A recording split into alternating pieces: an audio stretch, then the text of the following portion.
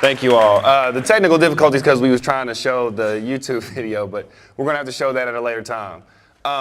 So what I want to talk about today, what is this thing up here? What is this guy doing? What is this? Can everybody hear me good? Yeah. Okay, good. SWAT, stuff we all take. What does that mean? Well, I feel like the foster care system is something we all go through. Obviously, that's why we're all here. The stuff we all take is what I'm going to dive into as far as all the stuff that we go through, how it shapes us, and how we can turn from it and do something different. All right? So let's dive in. I'm Officer 89. Why? Because I was born in 1989. I was born in Lexington, Kentucky. I'm 23. I have to look at it. Am I 23? Okay, I'm 23. Let me make sure. My mom's addiction is why I went into care. She had addiction to substance abuse, and they deemed her unfit, as an unfit mother. So I went into care. I recommitted. When I turned 18, they give you the option. Some of you may not know yet. You'll get there, and you'll get an option. Whether or not you want to move into keep getting cared for by the state. And then you can recommit to 21. Thank you, sir. Appreciate that. So what's our aim? What is our aim as we go through care? Well, to make ourselves better. We want to be better. We don't want to be worse. We don't want to be average. We want to be better. We want to help others, right? And we want to survive, ultimately. You got to survive the foster care system. Before you can do the first two, you really have to survive. So we're going to talk a little bit about that. So, stuff we all take. See the light. What do we take? What are some stuff that we take? Transition. Everybody goes through some sort of transition. Everybody. See, these are things that we have in common. All of our stories in here are different, but we all face some sort of transition. Whether it's transitioning from home to home, school to school, we'll talk about that in a minute. Loss. We all face some sort of loss, right? Whether we lose ourselves, whether we lose people. We'll talk about that too. After effects. What are some things that you deal with after you exit care? We'll talk about that too. Forced independence. This idea of you're forced on your own and what that looks like. Right now we're going to talk about the life of transition, okay? These are just some of my experiences, but I'm sure you all will probably be able to relate to some of them. Moving home to home. How many people in here has went through that, moving home to home? All right, so I'm in the right room then. Struggling to make friends. How many people's had trouble making friends? Because you're moving all the time. Still in the right room. Constantly adapting, environment, culture, finances. These are the types of things that you change. What do I mean by that? Environment. You might be staying in one home that's like a barn. Hey y'all, how y'all doing? Y'all doing all right tonight? All right then, good. Then you go to 6th Street, and then, what's up? I'm like, hi y'all. They like, just keep it moving. Keep it moving. Culture, same thing. You go into different types of cultures. Chinese culture, ding-a-ding-dum-dum-dum. They do something one way, you know. You got your other people do it this way. These people do it this way. It's all different. And then finances, what do I mean by that? Certain homes are in certain classes, right? You got your low class, your middle class, your high class, you know. your different classes. So some homes you might be barely making ends meet. Some homes you're going to, they're doing really well for themselves. You got everything you need plus everything you want. Some homes you're right in the middle. Let me talk about a little bit about my stuff. I used to be in this Asian home. And I don't know if they were Chinese or not. I always think they're Chinese. I always think everybody's Chinese, and that's my fault. That's me being uneducated. But it was an Asian home. Asian home.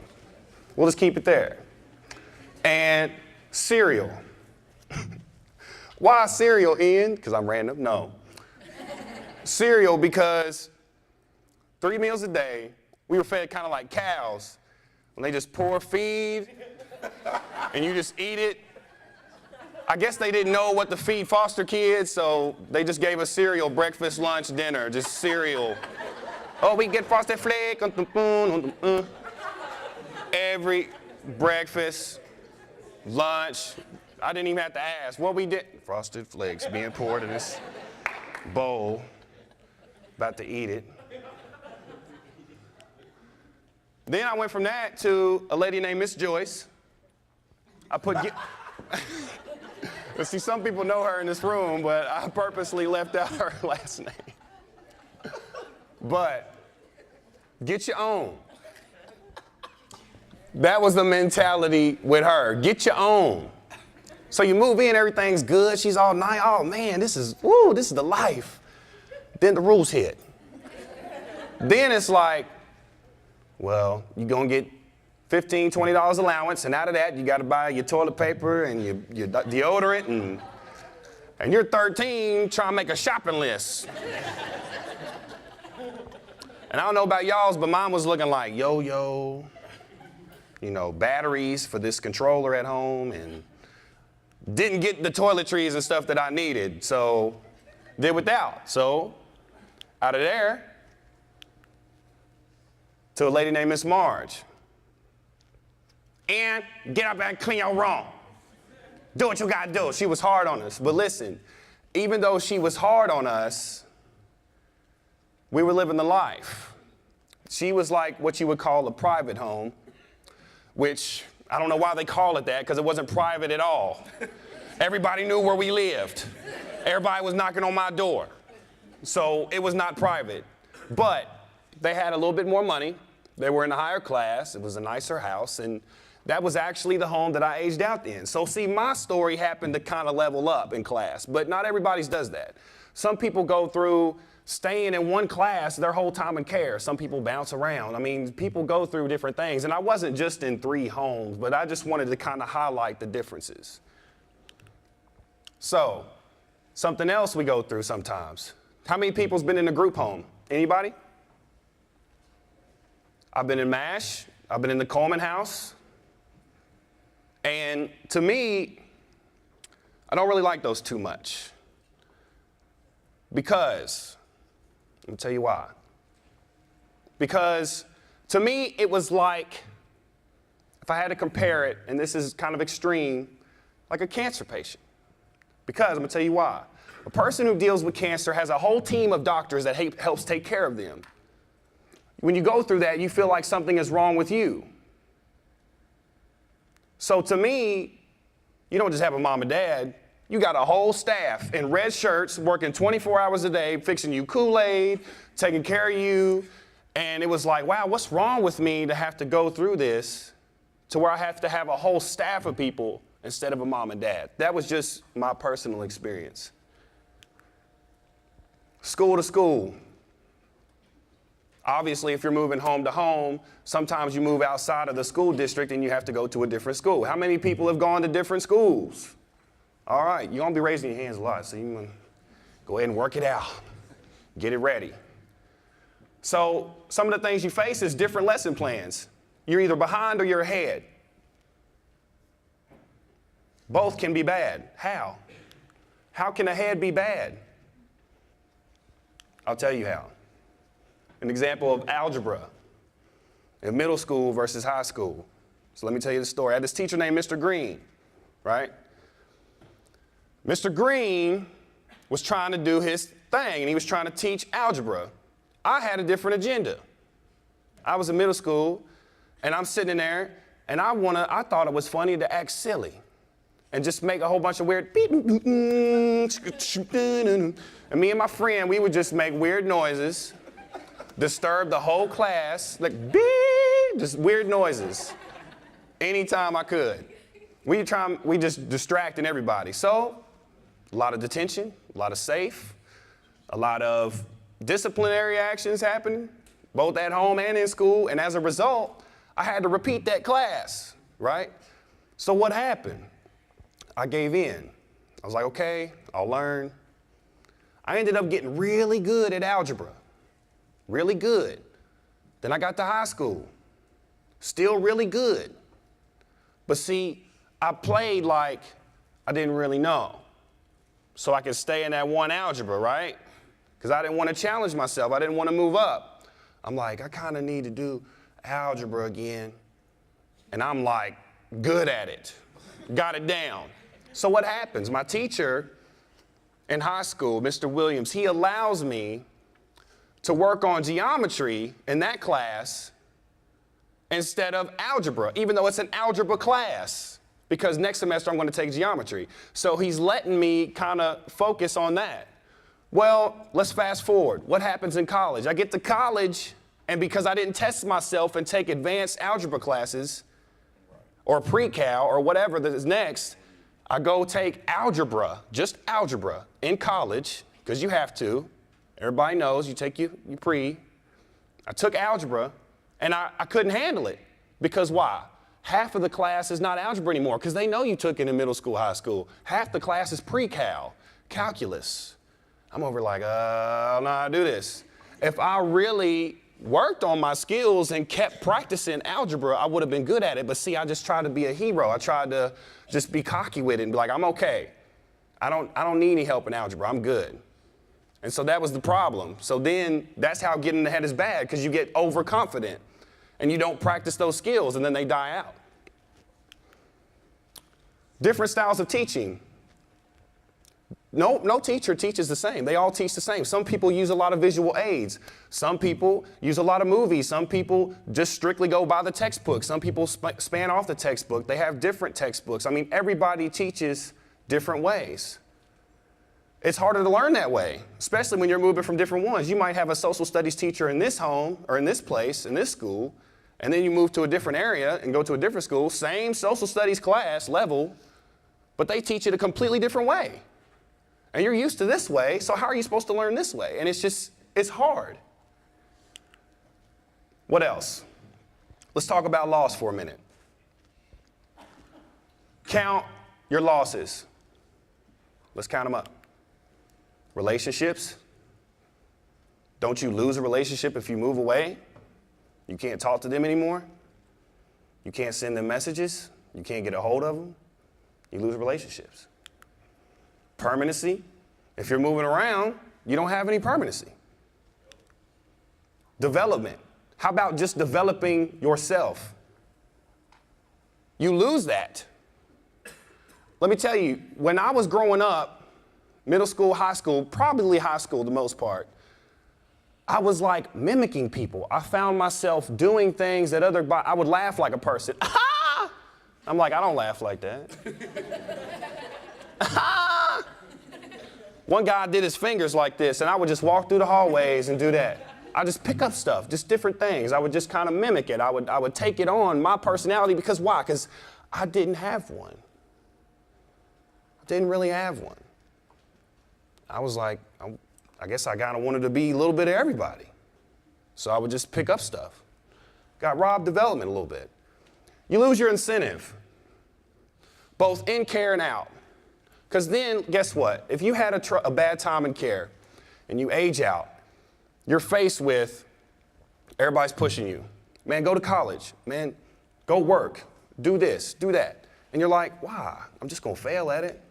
Why? I'm just going to do that. This is what you lose. You lose your incentive to do things because you feel so negative. You lose your rights. You lose your driver's license. You lose family. You lose normalcy.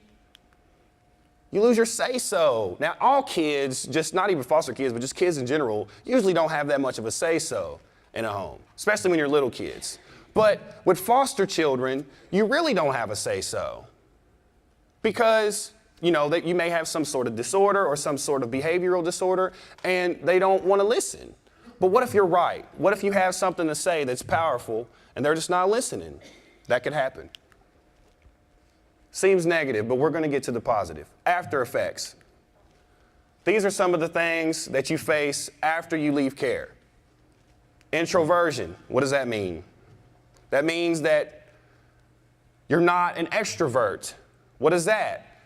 You don't go out and meet people, and you're not engaging people, and you're kind of inside, and you're shy, but that might be a result of you going through care and what you faced in care. Anger. Anybody? Anger? I'm raising my hand. PTSD, self-pity, grief, abusiveness, unable to maintain relationships. Let's talk about this idea of independent dependent. Now that's an oxymoron. What does that mean? The independent dependent. Because this idea of you're forced to be on your own, yet you still depend on other people. I go through this all the time. Still to this day, I'm working on it. You're out on your own, you're doing your own thing, but you still kind of lean on people or certain systems and you don't even realize it. What am I talking about? How about rides, food stamps, Section 8, ETV? You need support, don't get me wrong, but it's when you lean completely on the support and you have no sort of self-sufficiency, that's when it's bad. That's what I mean by that. I want to talk about some stats real quick, just to kind of further highlight what I'm trying to show you all. Youth in multiple placements are 5 to 10 times more likely to enter the juvenile justice system. Youth in care are 44% less likely to earn a high school degree. 65% of kids experience 7 or more school changes. 7.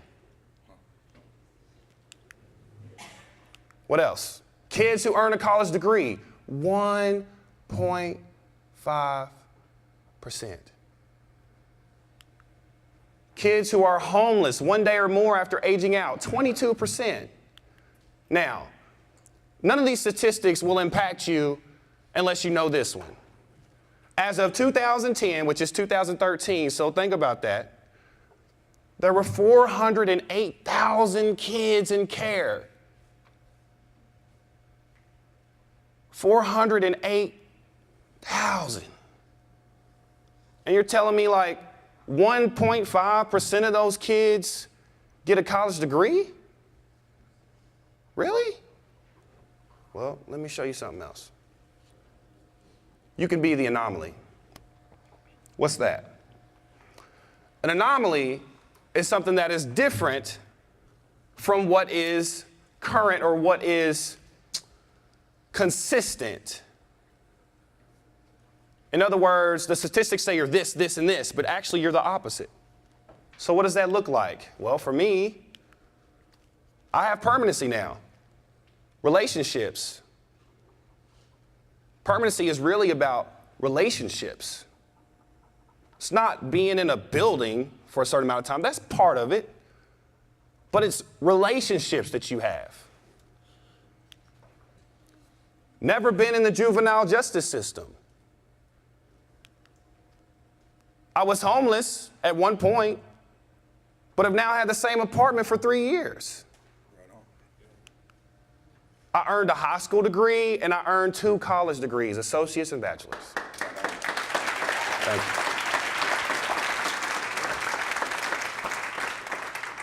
I'm glad y'all applaud, but it's really not about me. I don't say this to go, oh, look at Ian, I'm so good, I'm better than y'all. Nothing like that at all. Because why? Why SWAT? Why? Because you all can do this too. This doesn't have to be a rarity. This doesn't have to be something that just happens sometimes a small little 10th% of times. This can be something that happens all the time. You ever heard the term trendsetter? You hear it in music and you say it, you think it's cool. Do you really know what it means? A trendsetter? Somebody who sets trends. Set a trend. Let's set a new trend where we go uphill. We don't go downhill. We don't stay on the same level. Nah, we can rise.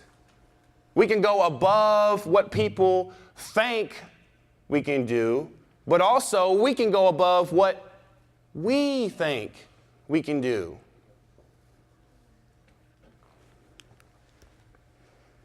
We all go through this. That's why I use SWAT. That's why I use this. We're a team. We all go through it. We're all in this together. We're not enemies. We're friends. We love each other. We help each other. We build each other. We become part of a brotherhood. When you exit care,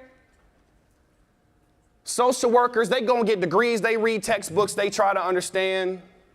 Teachers, college professors, they try to understand. Even your biological mother and father, foster parents try to understand. Nobody will understand you until it was somebody else who's been through the same thing. Nobody will understand you on the same level except a person who's been through the exact same thing. And they might have a different story, but they know what you're talking about. They can relate. They know the pain. They know all the things I was talking about earlier, the grief, the anger. They know all those things. They felt those feelings one way or another. Build your support. I want to stop here for a second. Build your support. What's my support system? My support system, I'll go ahead and tell you. George is a support system. George, look what he does. I saw him when I was like 15 when he said I was up here doing this stand-up, and now I see him, and now I'm trying to become that. Support. Paula Signs, I'm going to call you out. Everybody stare at her, make her feel really uncomfortable. Thank you. That is my support. Tiffany Pittman, support. The YLC Council as a whole, my support. These are specific support systems for me. And there's others, so if I left you out, it's not personal. I just got to move on. But the support system, find that person, find those groups of people for you. Who are those people? What do those people look like? What do they talk like? What do they act like? Miss Mars used to tell me, Ian, let me tell you something. Sit down. Yes, ma'am. You are who you hang around. You are who you hang around. Don't be running around with them thugs no more. You hear me? You stay in the house. I want you in when street light come on. And don't be lying and say the one on 3rd Street ain't come on. It came on. That's true, though. You are who you hang around. Hang around people that are going to build you up. Hang around people that are going to encourage you and push you and tell you where you need to go. Hang around those people. Hang around people that love you unconditionally. When you fail and you fall, because you will. It happens to everybody. When you fall and you fail, those people are there to pick you up and help you. Find those people for you. We police those after us. What do I mean? As a SWAT team, the kids that are coming up now, when we age out and we're done with our experience in a way, we can reach back and help those kids that are going through it right now. That's what we do as a YLC. But it doesn't matter what your position is. You don't have to be a YLC to help kids. Just reach back. Help kids that are going through it right now. Because you have something that you could tell them that can help them in their situation. But not only that, you can learn something from them. I don't care what their age is. Some of the most intelligent conversations I've had was with like an 8-year-old boy. Deep thinker. Why are you so bald? That's deep. I was like, man, this little kid, He knows his stuff. Why am I so bald? I don't know. I need to go figure that out. Define your own success. What is success to you? Okay? Success is not a college degree if it's not that for you. What is success to you? What is it to you? If it's a college degree, great. If it's a full-time job, great. If it's providing for your child, awesome. Whatever it is, follow your dreams. The Pursuit of Happiness. It's not a Will Smith movie you kick back on Netflix and watch with your girlfriend. It's real. Pursue your happiness. Become an officer with me. Everybody in this room, I want y'all to be an officer of the SWAT team. This is your training. You're already certified. You going through care, we don't get no weapons though. You get no weapons. But going through care prepares you, gives you the training all the training you need to be an officer of this elite task force, top flight security. No, not for real, SWAT. SWAT team. I'm Officer 89. Join the fleet.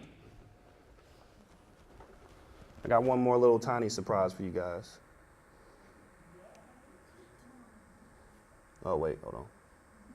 Hold up, wait a minute. Let me put technology in it.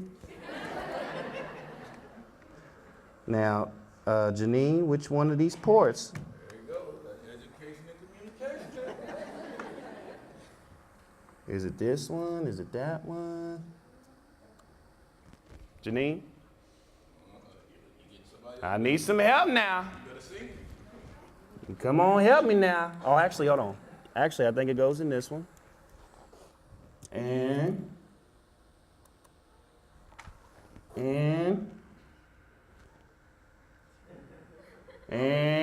nothing. Oh, we got no help? You on your own, homie? Got no help? I'm gonna do it like this? Oh. That is a great point. You know what? That might. College degree. Somebody beat him up for me. He's too strong for me. Somebody beat him up. Here we go, y'all. Y'all. All right.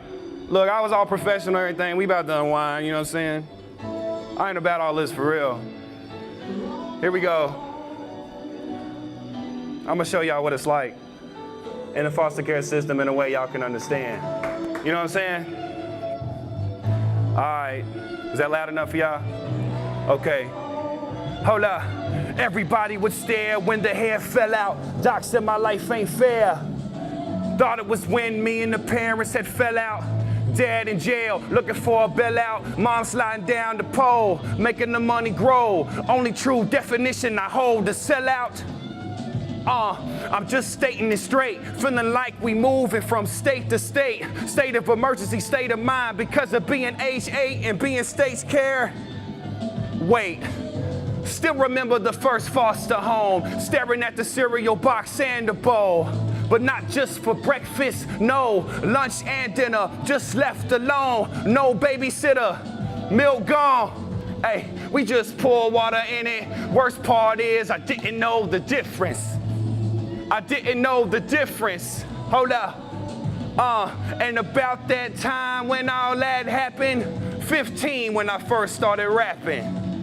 And every song that I wrote was, I'm a pimp, they all. I'm that guy if you're looking for the dro. And everybody else better leave me alone, or I'ma be the first one to squeeze on the chrome. The truth is I hadn't touched the burner.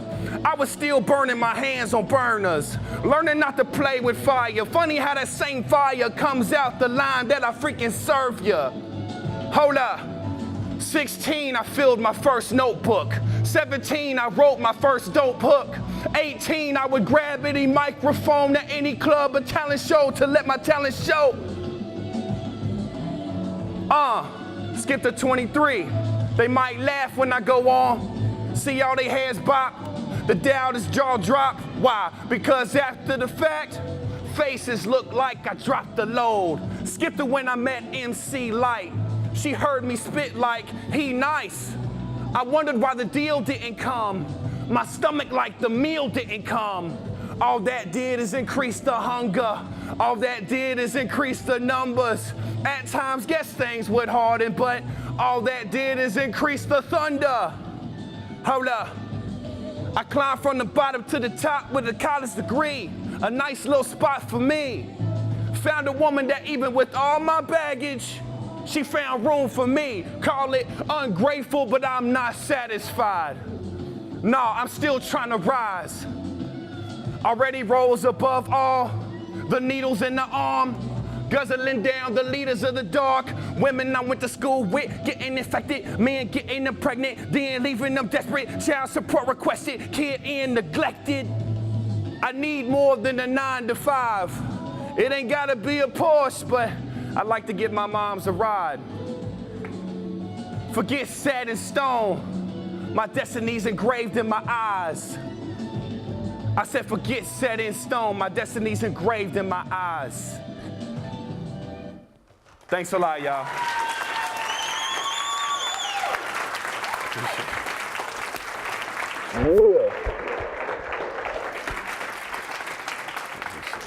Now put your hands going one more time for Mr. Ian Ross.